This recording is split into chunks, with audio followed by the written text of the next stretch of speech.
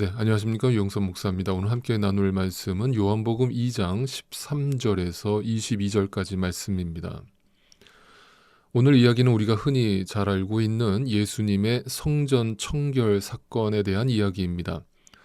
그런데 저는 오늘 아침 묵상의 타이틀을 성전 청결이라고 쓰지 않고 성전 파괴라고 썼습니다.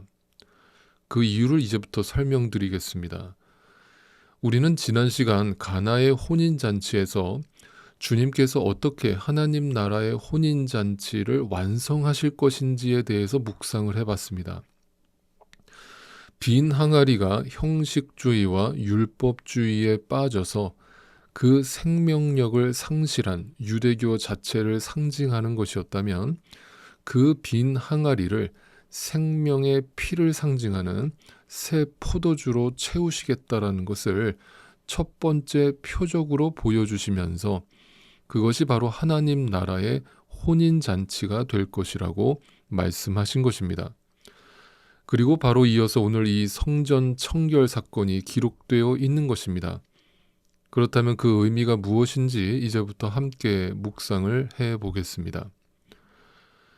유대인의 유월절이 가까울 때에 예수님이 예루살렘에 올라가셨습니다.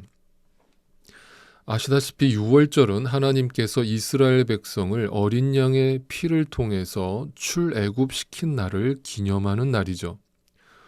유대인들은 이날에 예루살렘 성전에 모두 모여 제물을 바치고 하나님께 제사를 드렸습니다.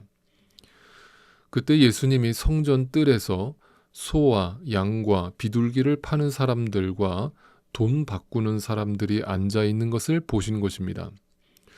성전에 왜 장사꾼인들이 있었습니까? 라고 의아해 하시는 분들을 위해서 간단히 배경을 설명드린다면 구약의 율법에는 제물은 흠이 없는 동물로 사용되어야만 했습니다.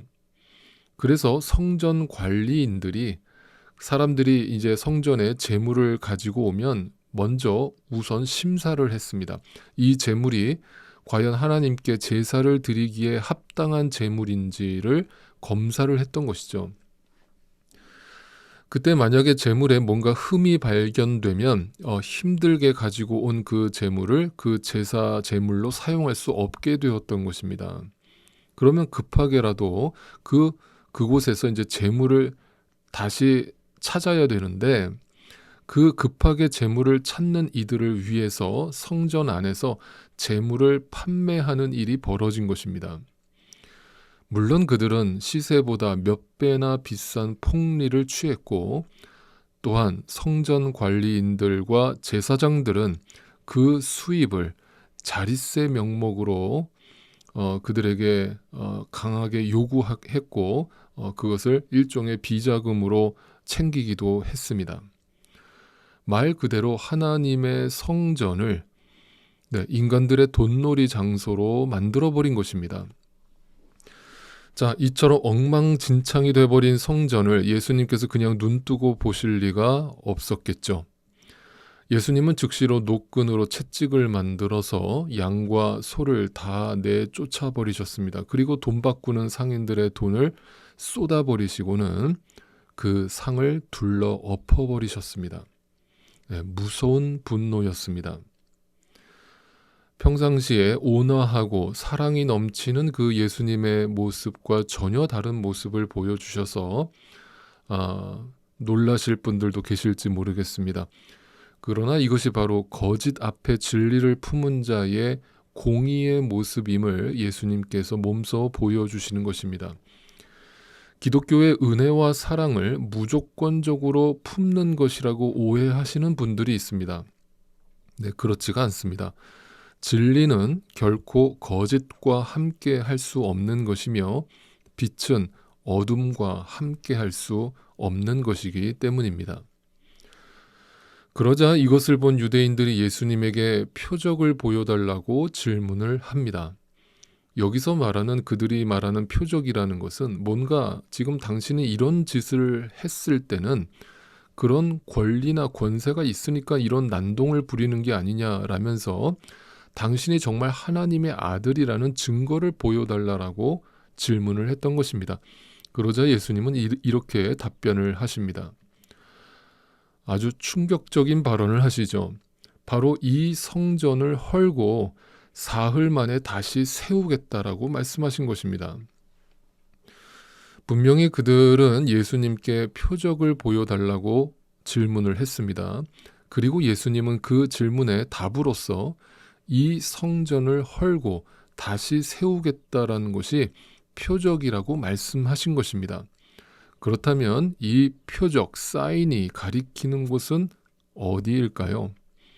네, 감사하게도 요한복음은 그것을 직접 설명해주고 있습니다. 네, 바로 여기에 오늘 본문의 핵심이 다 풀어지고 있습니다. 그래서 제가 오늘 아침 묵상의 제목을 성전 청결이라고 쓰지 않고 성전 파괴라고 쓴 것입니다.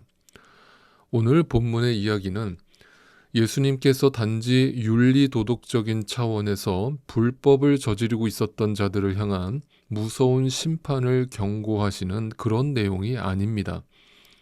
만약 그것이 예수님의 성전 청결 사건의 이유라면 예수님께서 눈에 보이는 성전에 집착하시는 모습으로 보여질 수밖에 없는 것이죠.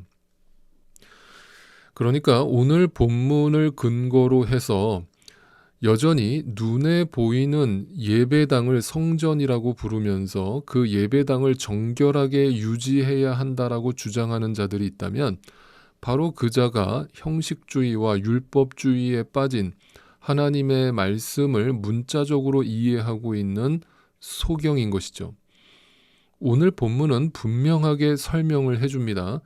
예수님이 이렇게 행동하신 이유는 바로 자신이 이 땅에 오신 참 성전임을 보여주시기 위함이라고 설명하고 있습니다. 그리고 그 참 성전은 예수 그리스도께서 십자가에 죽으시고 사흘 만에 죽은 자 가운데서 부활하심으로 완성될 것임을 보여주고 계시는 것입니다. 그래서 친절하게 오늘 요한복음은 오늘 본문에서 이것을 이렇게까지 풀어주고 있습니다. 제자들은 예수님이 십자가에 죽으시고 부활하신 것을 목격하고 난 뒤에서야 비로소 이 표적의 의미를 이해할 수 있었고 믿을 수 있었다라고 말해줍니다. 단지 예수님이 건물을 청소하고 청결하게 하고 또 그 건물을 헐고 사흘 만에 짓겠다라고 하는 어떤 눈에 보이는 기적을 보여주겠다라는 뜻이 아니었음을 비로소 이해했다는 것입니다. 결국 주님의 말씀대로 예수님의 몸은 유대인들에 의해서 허물어졌습니다. 그리고 사흘 만에 예수님은 자신의 몸을 다시 세우셨습니다. 다시 말해서 그들이 예수님을 십자가에 못 박은 것은 자신들이 46년 동안 지은 그 예루살렘 성전을 허문 것이 아니라 바로 참 성전이신 그리스도의 몸을 허물었다는 것을 보여주고 계시는 것입니다. 여러분에게 이런 질문을 던지고 싶습니다. 여러분 오늘도 여러분이 허물어야 할 성전은 무엇입니까? 나의 종교적 열심과 나의 인생의 복과 성공과 위로와 평안을 구하면서 오직 자신의 이익과 만족에만 초점이 가 있는 것을 신앙생활이라고 여기는 하나님의 성전을 강도의 소굴로 만들어버린 나의 잘못된 열심이 아닙니까? 여러분, 날마다 주님 앞에서 여러분의 옛 성전을 허물어 버리십시오. 나의 아무것도 아님을, 나의 욕망을, 나의 이기적인 마음을, 나의 나된 것을 오직 나의 열심으로 메꾸려고 하는 그 모든 욕망을 주님 앞에서 허무십시오. 부인하십시오. 또 여러분 안에 성령 하나님이 계시다면 반드시 그것을 날마다 허물게 하실 것입니다. 기억하십시오. 신앙은 결코 자아 성취가 아닙니다. 긍정의 힘이 아닙니다. 자기 부인입니다. 오직 하나님의 은혜를 알고 날마다 자기 성전을 허물 때 그 옛 성전을 무너뜨리시고 새 성전을 회복하시는 주님의 은혜가 나를 새로운 삶으로 이끌게 되는 것입니다. 오늘도 주님 안에서 허물어져야 할 당신의 옛 성전은 무엇입니까? 십자가